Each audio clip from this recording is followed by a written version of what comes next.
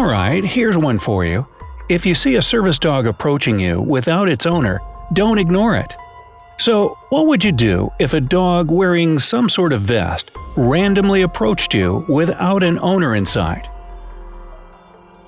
A.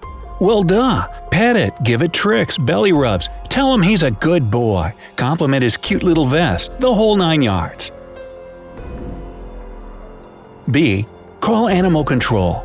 Dogs just can't be roaming around without an owner. Sorry, but the law's the law. Or C. Just ignore it.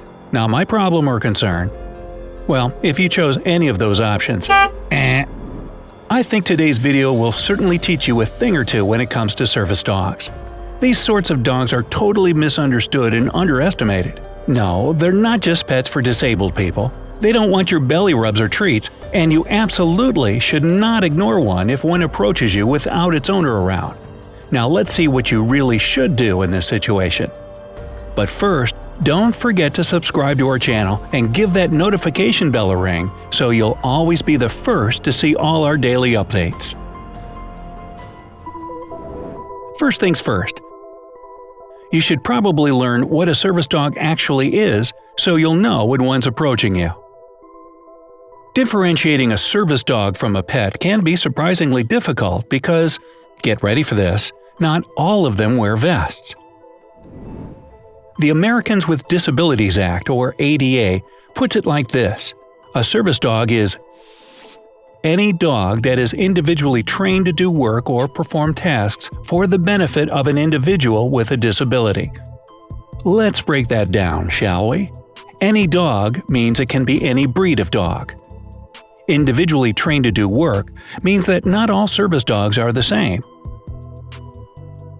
They're trained to do specific tasks depending on their particular job or function, and they come in lots of different types. There are service dogs for visual, medical, and seizure assistance, as well as hearing dogs and diabetic alert dogs, just to name a few. For the benefit of an individual with a disability means the handler or the owner must have a physical or mental impairment to legally have one. Oh, and one last thing. A service animal can be a pig, bird, or even a horse. Alright, now what if a service dog approaches you without its owner? Again, it's not asking for treats, belly rubs, or baby talk. And it's not just some stray that needs to be reported to animal control. This special dog wants your undivided attention because its handler needs help. It might be an emergency situation in which its owner needs human assistance that the dog can't provide. Normally, a service dog and its owner are an inseparable team. You can't have one without the other. But some service dogs are trained to go get help once their owner is in grave danger. This is what happened to an epileptic woman named Tessa, who shared her unfortunate story on Tumblr. She wrote about how one day she tripped and fell, and her service dog mistook this fall for an epileptic seizure. The dog, doing what it was trained to do, immediately went for help. It approached a nearby woman who was just utterly annoyed by the dog and even shooed it away.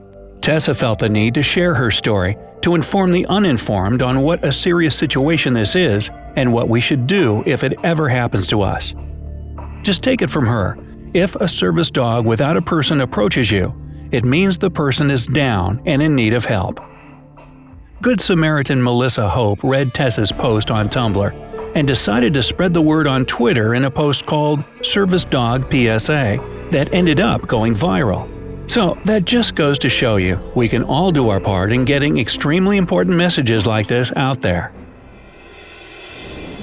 But what if a service dog is with its owner? Are the rules a little more relaxed? Nope, not at all. That dog is still on the job, and by no means should you approach, touch, or distract it. Yeah, I know, they're irresistibly cute. Even if they're just quietly sitting next to their owner, dogs are certified attention magnets. There's just something about those big puppy eyes that hypnotize you into reaching out your hand and giving that pooch a good scratch behind the ears. But you must resist that temptation. Hey, it's not me spoiling all the fun here. The law mandates that you never ever interact with a service dog while they're with their owners. Like I said, these dogs have a job to do. They're on the clock. They don't need you disturbing them during working hours, and the law totally agrees. So that means don't pet them, don't feed them, don't talk to them, make cooing sounds, or ask them to do tricks.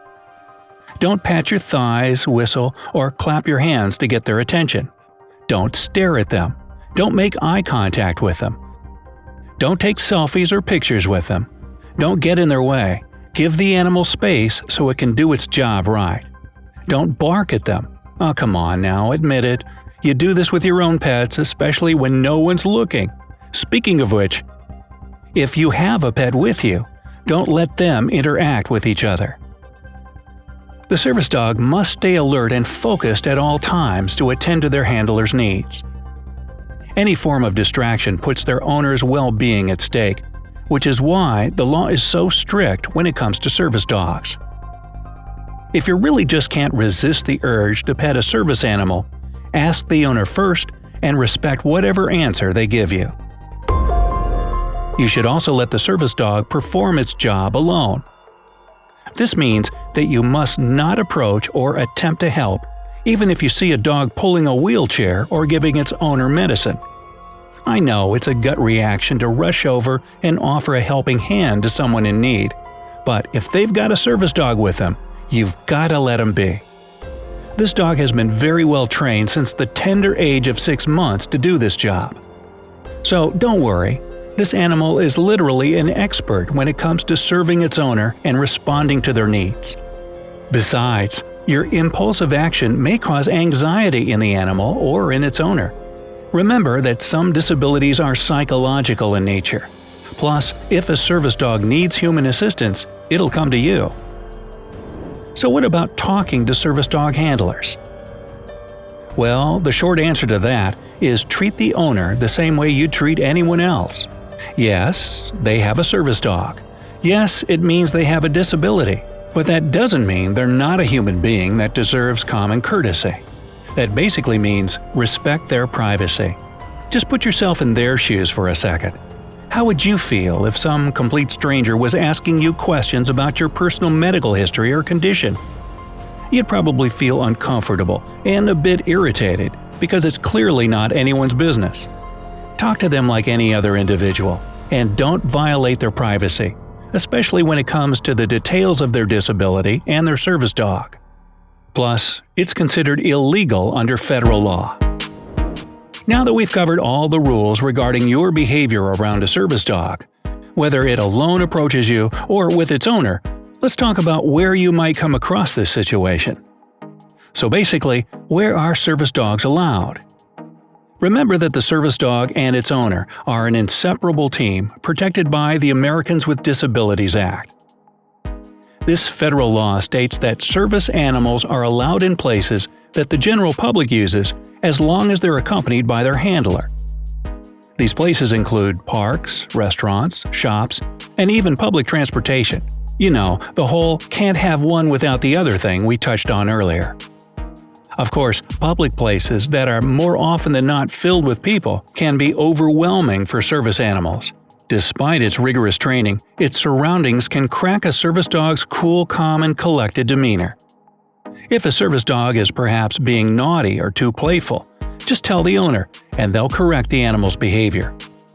Federal law mandates that it's the handler's responsibility alone to keep their animal in check, not yours. Yes, a service animal can be denied access to a facility if its behavior causes a public disturbance. As for public transport, a service dog can stand beside its owner or sit on their lap, unless it's a big animal, of course. In that case, it can sit beside them. It's also against the law to charge an animal a fee to use public transit. Service animals are allowed in schools, hotels, and airlines as well. These types of places usually have strict rules concerning pets. But you know by now that service animals are not pets, and their handler requires their presence at all times. Service dogs are totally exempt from breed bans in certain cities or municipalities, And just like with public transportation, it is a federal crime to charge extra for a service dog to be granted access to a hotel or airplane. However, they're not allowed to be left in a hotel room alone, which makes total sense. And according to the Air Carrier Access Act, airlines also have to permit access to a service animal, but not if it's too large or heavy to be accommodated, prohibited to enter another country, or can pose danger to other individuals. As for schools, a service animal can accompany its handler, but not in areas reserved for those who are allergic to dogs.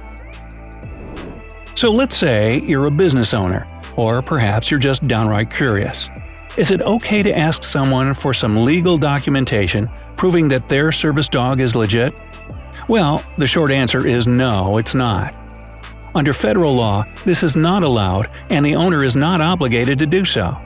The only exception here is for airlines, which can ask for legal documentation or a medical certificate indicating the owner really needs a service dog. But in general, the ADA does not require service animals to wear a vest, ID tag, or specific collar, and it doesn't require any documentation to certify the dog is a service animal. However, according to the ADA's website, you may politely ask a handler these two questions and nothing else. Is the dog a service animal required because of a disability? What work or task has the dog been trained to perform? That's it, only those two. No follow-up questions, please and thank you. Now, hopefully this video has shed some light on how truly important these dogs are and what you can and cannot do when it comes to service dog etiquette and, well, the federal law. Please share this video with everyone you know so we can get the message out there. And if you've learned anything new today, go ahead and give this video a like and let us know down in the comments what brand spanking new knowledge you've gained. For more enlightening and informative videos like this, subscribe and join us on the bright side of life.